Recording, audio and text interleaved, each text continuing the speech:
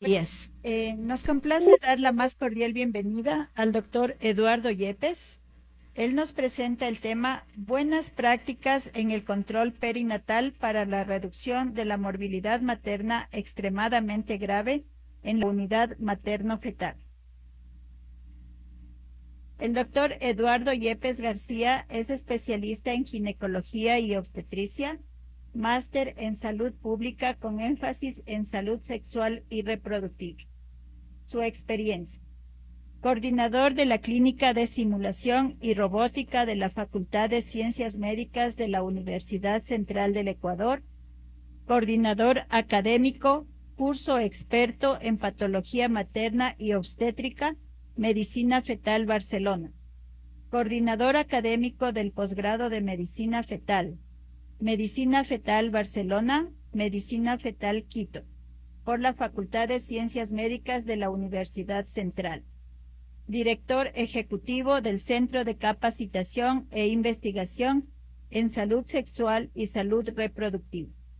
Coordinador responsable de la Unidad Materno-Fetal del Hospital Gineco-Obstétrico Isidro Ayora. Expresidente de la Sociedad Ecuatoriana de Ultrasonido en Medicina, capítulo Sierra. Exdirector, editor de la Revista Ecuatoriana de Ultrasonido. Consultor nacional, Fondo de Población de Naciones Unidas, UNPA. Exdirector nacional de normatización del Sistema Nacional de Salud, Ministerio de Salud Pública del Ecuador. Bienvenido, doctor Yep.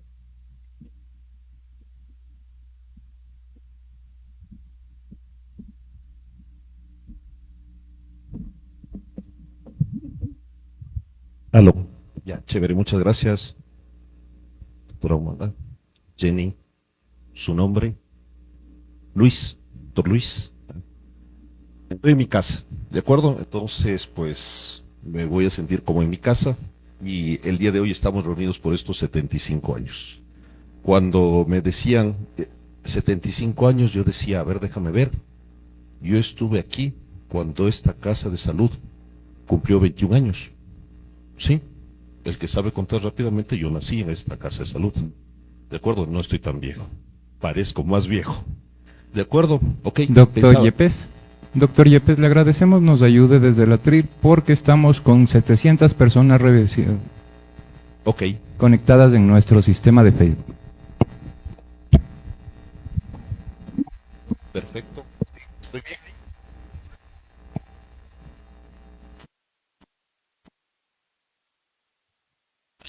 Ok, más cómodo que... Sí.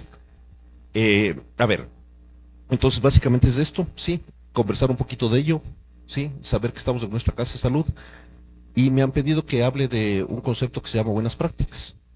Y las buenas prácticas es el concepto de la evidencia científica puesta al servicio de la persona que tú estás trabajando, la persona con la cual tú estás generando una asistencia.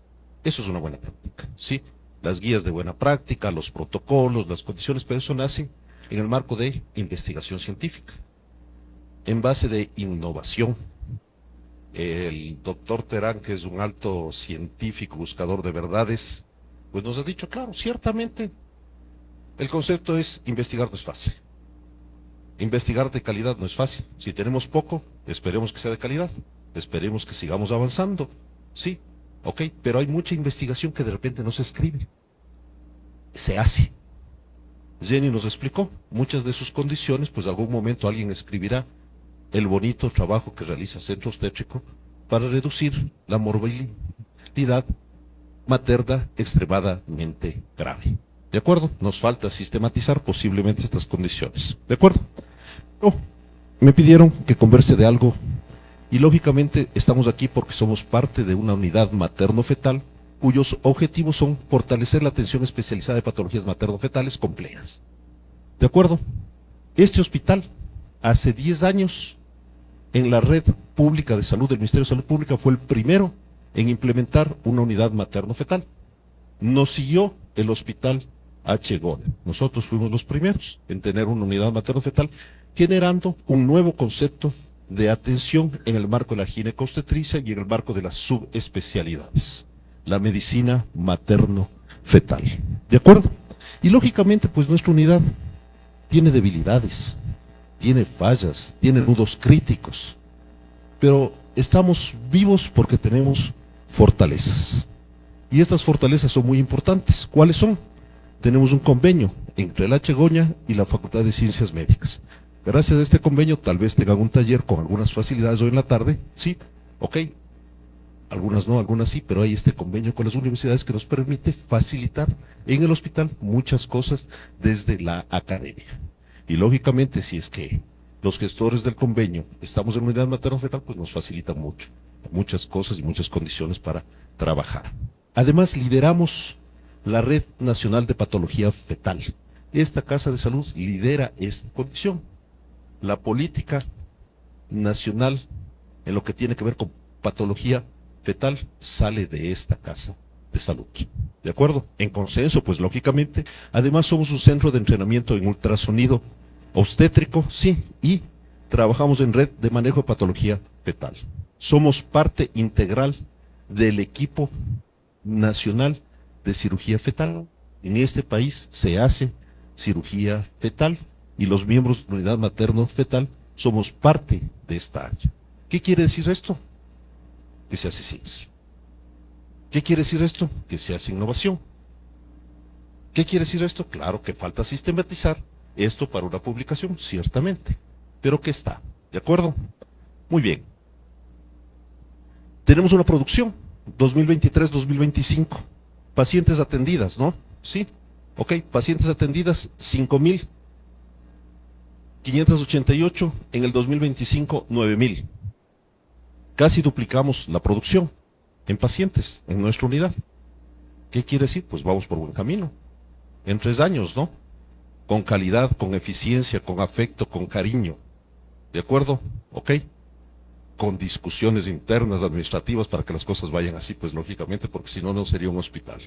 Muy bien. Importante, ecografías obstétricas de crecimiento. ¿Cómo crece un bebé? Porque me han dicho buenas prácticas que se asocian a la morbilidad materna extremadamente grave. ¿Y saben cómo yo me doy cuenta que una mujer puede ser, vaya a tener un problema? Depende cómo crece su bebé. Eso es muy importante. Si su bebé está creciendo bien, pues posiblemente la mamá está metabólicamente bien. Pero si no está creciendo bien su bebé, yo tengo que buscar, lo que decía Jenny, buscar cuál es esa causalidad de esa paciente que aparentemente es normal, pero no es normal. ¿De acuerdo? Y entonces desde aquí arrancamos. ¿Sí?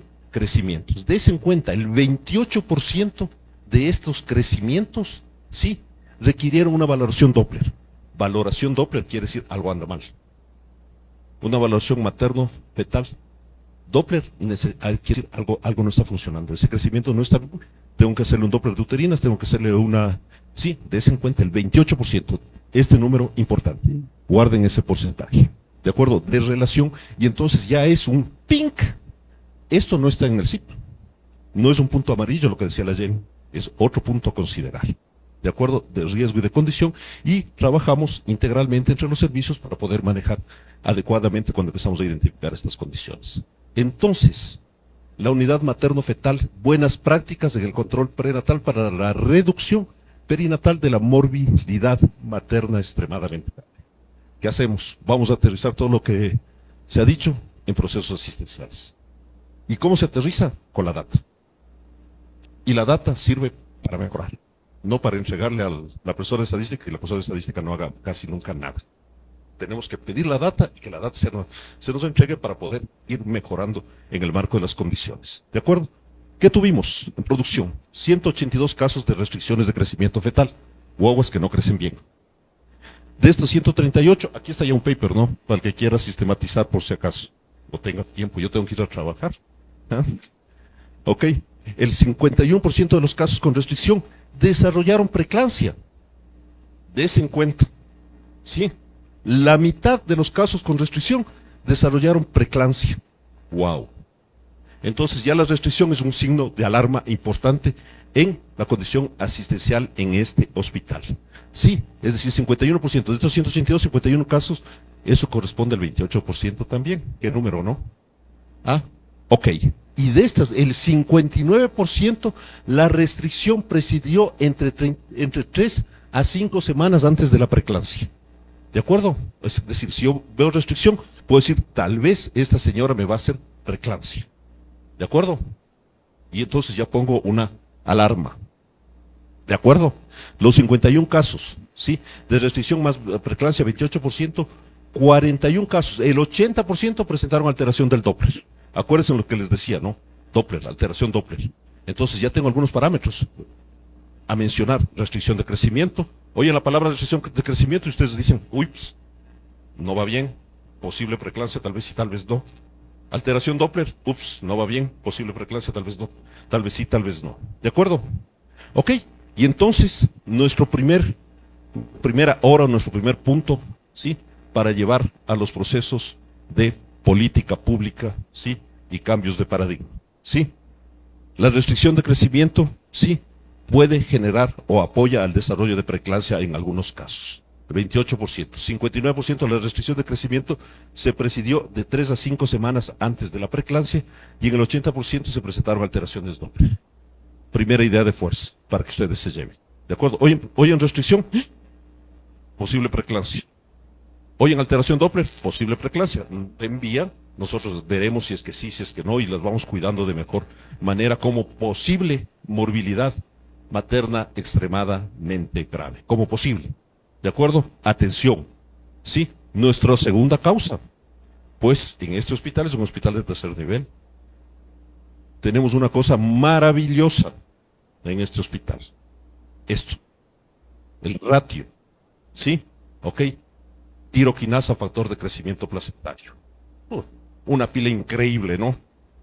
Sí, un desperdicio de reactivos, digo yo, impresionante porque casi ninguna es positiva y las que son positivas bajas, etc. Pero van a ver lo que ocurre, ¿no? Sí, porque la política pública tiene que ir para más. Este estudio cuesta nada. Sí, no cuesta nada en el marco de el costo-efectividad de manejar una morbilidad materna severa por preeclampsia. ¿De acuerdo? Si hacemos costo-efectividad de la prueba, sí, pues la política pública debería hacer que todas las pacientes embarazadas en hospitales de tercer nivel y en toda la red pública se hagan esto. ¿De acuerdo? ¿Por qué? Porque se asocia a preeclampsia. Hicimos una búsqueda, porque el tiempo no nos dio. Sí, porque cuando pedimos, dennos los datos del ratio, nos dieron unas sábanas, pero unas sábanas, yo dije, Dios mío, yo pensé que eran pocas, pero piden ratio, sí, hasta porque la paciente sonríe. Y está muy bien, por si acaso.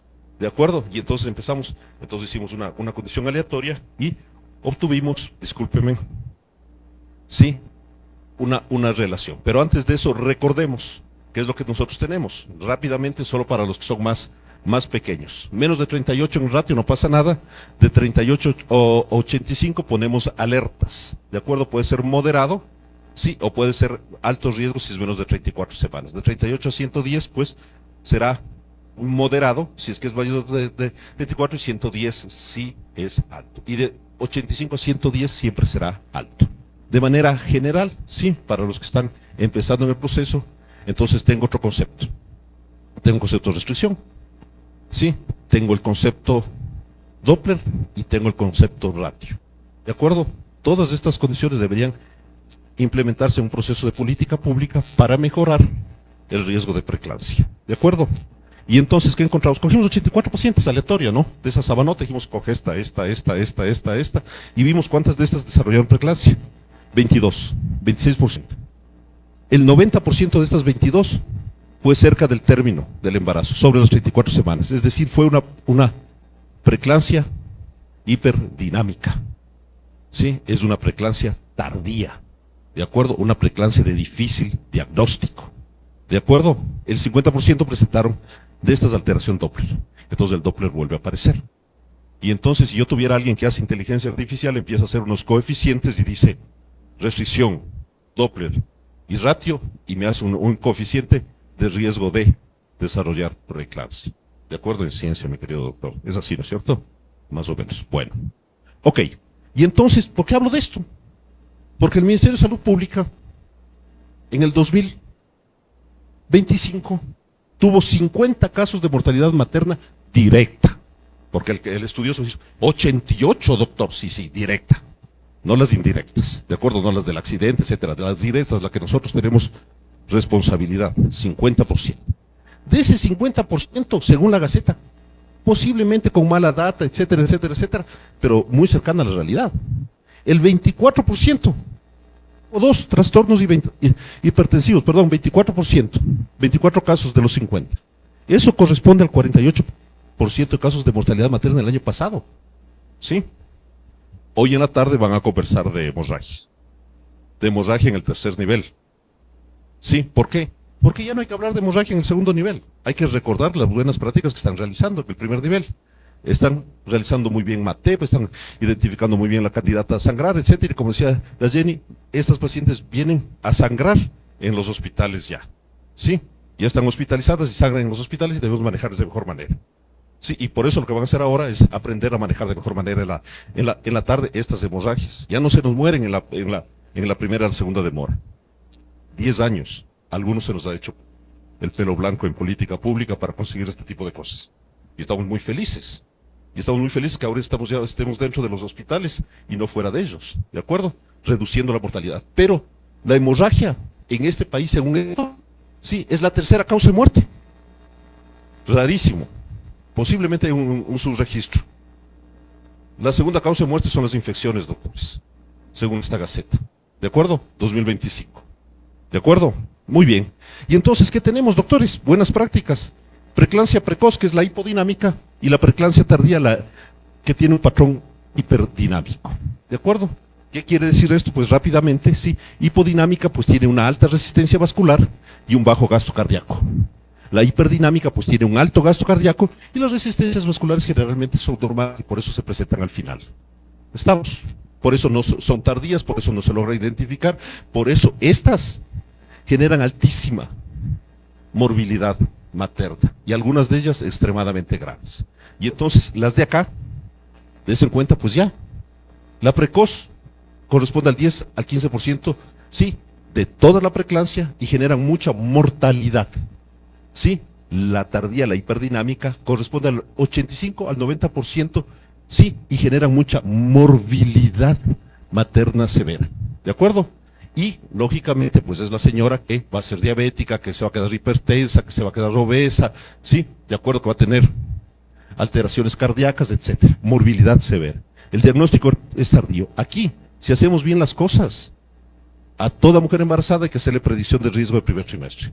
¿De acuerdo? ¿Qué hacer? Uterinas y factor de crecimiento placentario.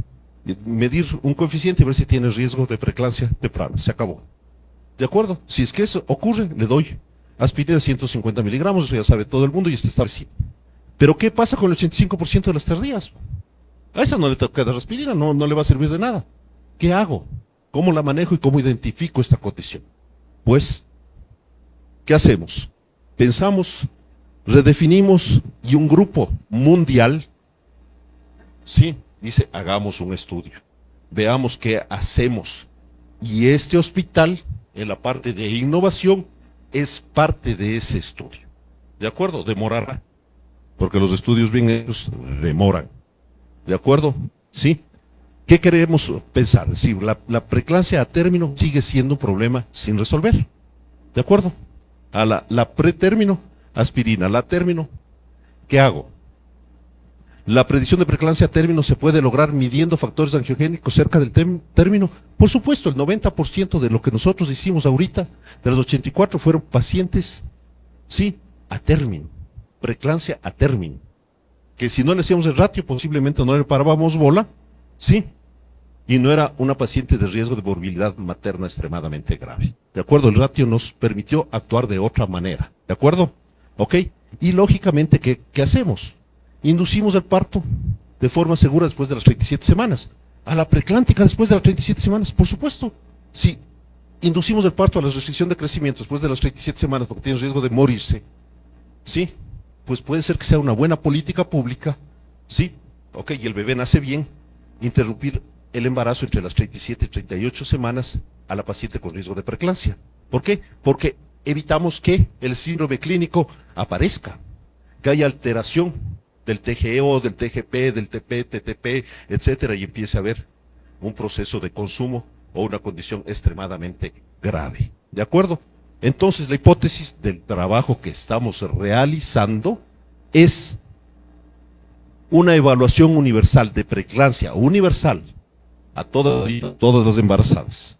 Sí, a término, basada en la relación radio, factor de crecimiento placentario entre las 35 y 37 semanas seguidas de un parto planificado a partir de las 37 semanas, reduciría la prevalencia de preeclampsia a término, sin aumentar las tasas de cesárea ni los resultados neonatales adversos. ¿De acuerdo? Política pública.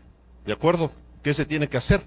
Un protocolo, después del estudio, lógicamente, que nos está diciendo que vamos por buena vía, que seguramente este va a ser el resultado, pero hay que hacer un estudio que sustente la política pública y el cambio del protocolo.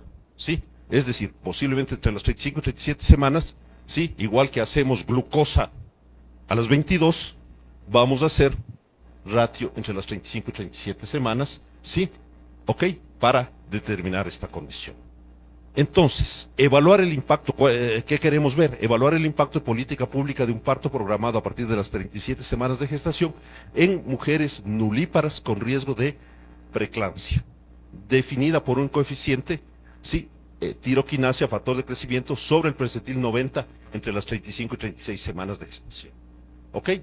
¿De acuerdo? Entonces, eso es lo que estamos haciendo, se está ya trabajando aquí en nuestra maternidad, en este estudio. Tenemos pues el consentimiento y el SES y todo este tipo de cosas que también es muy interesante, nos ponen muy rigurosos, pero nos costó un año. Un año. Sí, casi nos quitan los recursos financieros para el estudio, que también es lo que el doctor Terán dice, ¿no? Uno tiene muchas ganas, pero de repente también hay rigurosidad científica, pero de repente hay mucha rigurosidad. ¿De acuerdo? Ok, finalmente está totalmente autorizado. Y este es un estudio mundial. Sí, ok, de acuerdo. Hay todos estos hospitales de España, hay todos estos hospitales del resto de Europa y hay todos estos hospitales, aquí hay en India y aquí está Latinoamérica, Panamá, Colombia y Ecuador. De acuerdo, lo desarrollamos porque somos una red de patología fetal en el Hospital Ginecostétrico Isidro Ayora y en el Hospital Ginecostétrico Nueva Aurora. Lo estamos realizando, lógicamente, y entonces, pues, como buenas prácticas, yo quiero que ustedes se lleven más o menos como conclusiones finales de que sí hay buenas prácticas que nos permiten reducir la morbilidad materna extremadamente grave. ¿Cuál? Número 1, seguimiento según protocolo de la restricción de crecimiento fetal. Diagnosticamos restricción, la seguimos cada semana. En hospital público, sí, en hospital público, cada semana. Igualito que en los hospitales privados. Exactamente igual. Sí, que en Johns Hopkins o en cualquier hospital americano. Idéntico. ¿De acuerdo? Sí, el radio tiroquinasa, factor de crecimiento placentario, es un buen parámetro para definir riesgo de preeclampsia. Pues por supuesto, esto ya está dicho en todo lado. Sí. 3. Parece que es conveniente, según las nuevas guías, recomendar se realice ratio a pacientes que tienen restricción de crecimiento. Esto lo conversaremos, ya estamos generando conversaciones con la agente de docencia, etcétera, etcétera, etcétera, y con el marco de las nuevas guías para que se empiece a implementar. ¿De acuerdo? Se debe solicitar se realice ratio a toda paciente con riesgo de preeclampsia, pues por supuesto. ¿De acuerdo? Ok. Sin decir, oye, necesito el permiso de todo el mundo para hacer un ratio. No. ¿Tienes riesgo de preeclampsia por estas condiciones? Hago un ratio. ¿Sí? ¿De acuerdo? Y veo qué valor tengo. Y lógicamente, posiblemente, instaurar una política de detección temprana de riesgos de preeclampsia en base a la valoración universal de ratio entre las 35 y 37 semanas de gestación y ofrecer la interrupción de la gestación al término temprano. ¿Sí? ¿Ok? Antes de que la preeclampsia haga su presencia clínica, reduzca el riesgo de mortalidad materna futura. ¿De acuerdo? Es decir, ¿tienes riesgo? No, evito que me presente la condición clínica, concluye el embarazo vía parto, pues lógicamente, sí, ok, igual que se hace la restricción de crecimiento fetal y con seguridad, sí, esa tasa alta que mantenemos de preeclampsia todavía, que son las preeclampsias a término, las que llegan sin conocer, etcétera, etcétera, etcétera, que no definimos y que decimos, está preeclántica, ahora sí interrumpe, pero ya está clínicamente afectada y muchas de ellas con morbilidad materna extremadamente grande. ¿De acuerdo? Eso estamos haciendo aquí en la maternidad. Creo que es una buena práctica, sí, para eso, y creo que finalmente reduce la morbilidad. Muchísimas gracias.